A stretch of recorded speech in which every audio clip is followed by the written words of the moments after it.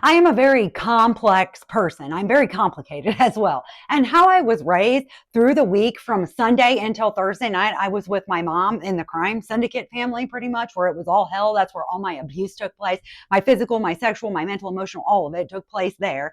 And then Friday, right after school until Sunday at night, I would go to my grandparents, and then all weekend. And they were farmers. They were like really modest, humble farmers. That's what they were. So I had that part of my life for the weekends. And then I had the wild, crazy life for the week. Now, I was always told that I had three different fathers, actually five different people that were said to be my father. We did find out when I was 15 that one is my father, and he doesn't care. He doesn't give a shit about me at all. He lives not far from me. He raised six kids who weren't his, and he does not care at all. They had a wealthy family. He was married, blah, blah, blah, blah, blah.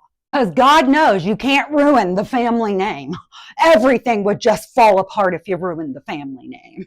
I hold nothing against my mom for the whole father situation. I do not care. He is a loser. I don't hold her at fault at all, because she was a girl who was extremely traumatized, never took care of her trauma, and then did all these things hypersexually, because that's what happens when you have trauma and you don't deal with it. You become hypersexual. That's part of being sexually abused.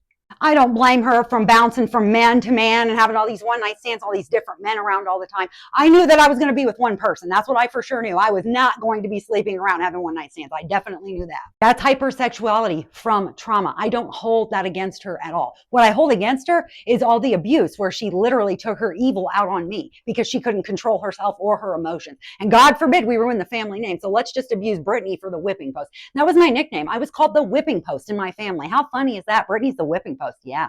I have scars and physical disabilities to prove it too.